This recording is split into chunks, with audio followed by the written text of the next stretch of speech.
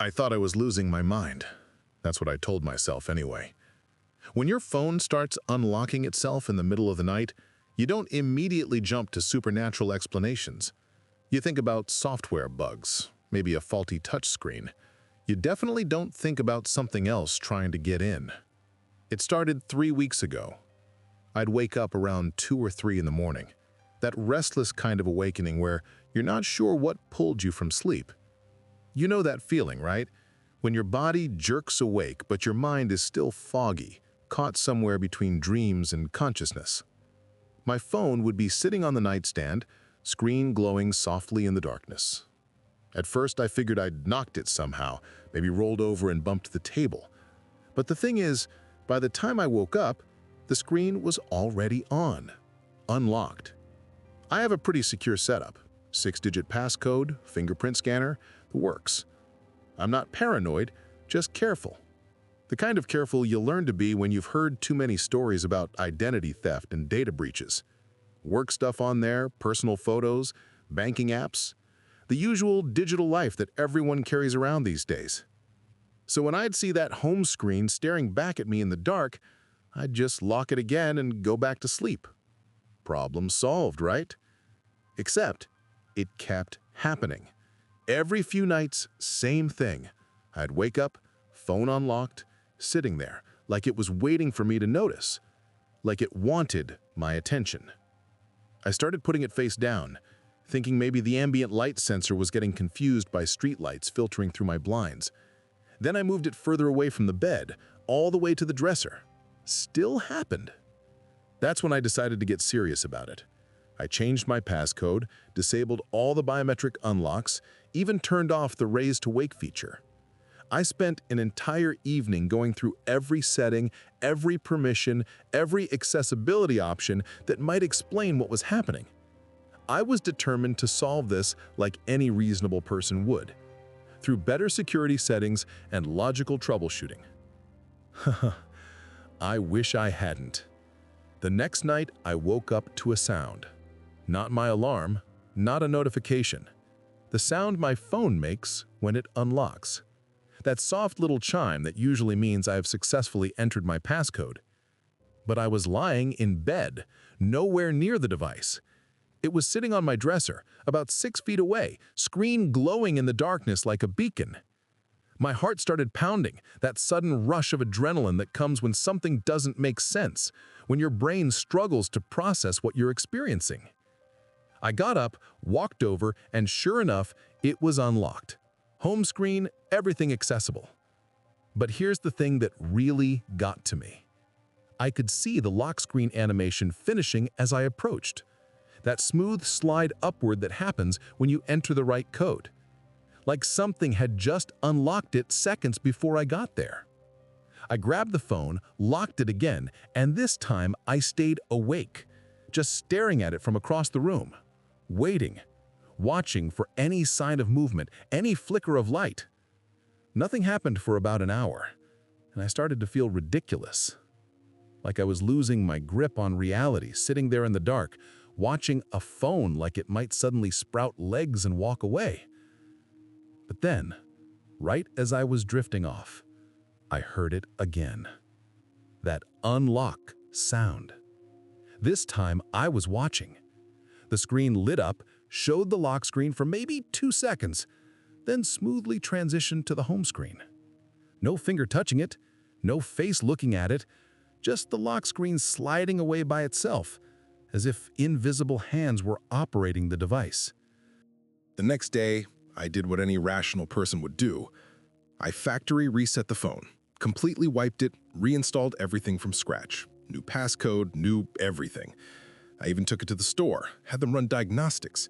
The technician was thorough, running tests I'd never heard of, checking components I didn't know existed. They found nothing wrong. Clean bill of health, they said. Must have been some weird software glitch that the reset fixed. Problem solved. Except it wasn't. 2 nights later, it happened again. But this time, it was worse. I woke up to find the phone not just unlocked, but with apps open. The camera app was running, just sitting there, showing the live view of my dark bedroom ceiling. The timestamp showed it had been active for several minutes, just recording the empty space above my bed. I checked the battery usage the next morning, scrolling through the detailed breakdown with growing unease. Camera access. Less than a minute, according to the logs. But that didn't make sense. I'd seen it running when I woke up, and I was sure it had been on longer than that. The math didn't add up. Unless something had turned it off right before I noticed. Unless something was being careful about leaving traces. That thought made my skin crawl. I started keeping the phone in another room at night. Kitchen counter, living room table, anywhere but near my bed. For a few nights, it seemed to work. No more midnight wake-ups, no more mysterious unlocking. I actually started sleeping better, convinced I'd solve the problem through simple distance, physical separation from whatever malfunction was causing this bizarre behavior. But then I woke up one morning, feeling watched. You know that sensation, right? When you can sense someone's eyes on you, even when you can't see them? That primitive instinct that makes the hair on your neck stand up, that tells you you're being observed? I felt it the moment I opened my eyes, like something had been observing me while I slept, studying me in my most vulnerable state. I went to check my phone, and my blood went cold. A new photo was in my gallery. I was asleep in it. The angle was from the foot of my bed, looking down at me lying there. The image quality was grainy, taken in low light, but clear enough to see my face, peaceful in sleep. Clear enough to see how exposed I was, how unaware. Behind me, in the shadows near the headboard, there was something else. Not clear, not defined, just a shape that didn't belong. Darker than the surrounding darkness, with an outline that suggested presence without revealing form. Something that shouldn't have been there, something that had no business in my bedroom. I laughed when I saw it, because the alternative didn't make sense. Someone would have had to break into my apartment, take my phone from the kitchen, sneak into my bedroom, photograph me sleeping, then return the phone to exactly where I'd left it. All without waking me up, without leaving any sign of entry? It was impossible. Completely impossible. But the photo was real. The timestamp showed 2:48 a.m. from the night before. I deleted it immediately, but I couldn't delete the feeling it left behind, that sense of violation, of being watched by something I couldn't see or understand, something that had been close enough to photograph me, close enough to capture that shadowy presence lurking just beyond the frame. I started sleeping with my bedroom door locked, even though I live alone. I moved the phone even further away, into the bathroom with the door closed. It didn't matter. The next night, I woke up to that familiar glow, but this time, the light was coming from my bedroom. My phone was back on the nightstand, exactly where it used to be. Screen on, camera app running, and the lens was focused. Not on the ceiling this time, not on me. It was focused on the space behind me. I turned around slowly, following the camera's gaze, my heart hammering against my ribs. There was nothing there, just the wall, the headboard, empty air. But the camera's camera kept adjusting, like it was tracking movement. The focus would shift slightly, then readjust, as if something was moving just out of my sight. Something the camera could detect, but my eyes couldn't see. The screen showed what the camera saw, my bedroom wall, the corner where the shadows gathered deepest. And in that corner, the camera kept trying to focus on something. The autofocus would hunt, lock on, then hunt again, looking for the right distance, the right angle, trying to capture something that existed just beyond normal perception.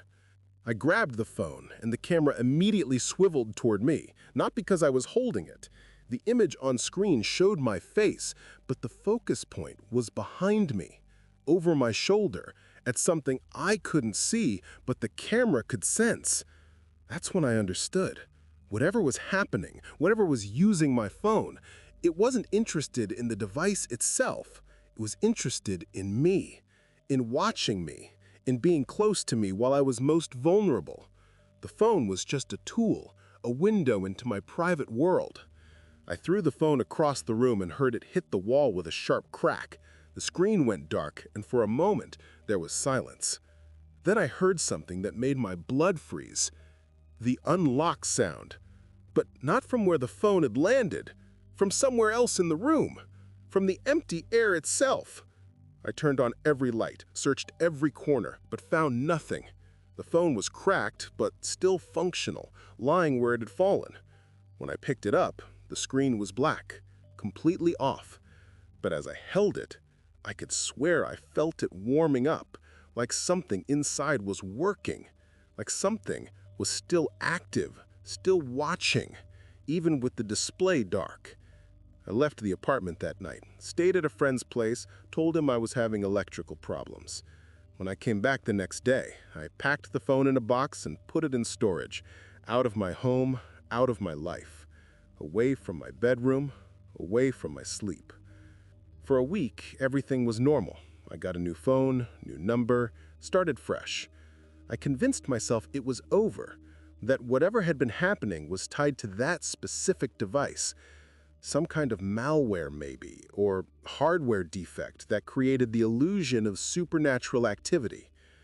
A rational explanation for an irrational experience. But last night, I woke up to a soft glow. Not from a phone this time. From my laptop, sitting closed on the desk across the room. The screen was somehow on even though the lid was shut. And in that thin line of light escaping from the edges, I could see text appearing on the screen. Letters forming words in the darkness. Just 2 words. Typing themselves out in the darkness. Still watching. I haven't slept since. I've disconnected every device, unplugged everything electronic. But I can feel it still. That presence. That sense of being observed by something that doesn't need cameras or screens to see me. Something that found me through technology, but exists beyond it. Something that learned my patterns, my vulnerabilities, my fears. And the worst part? I know it's not done with me. Whatever it is, wherever it came from, it's patient. It's learning. And it's still trying to see me. Even now, even as I tell you this story, even as I sit here in a room with no devices, no screens, no digital eyes to peer through. Because some things don't need to be invited in. They just need you to notice them noticing you.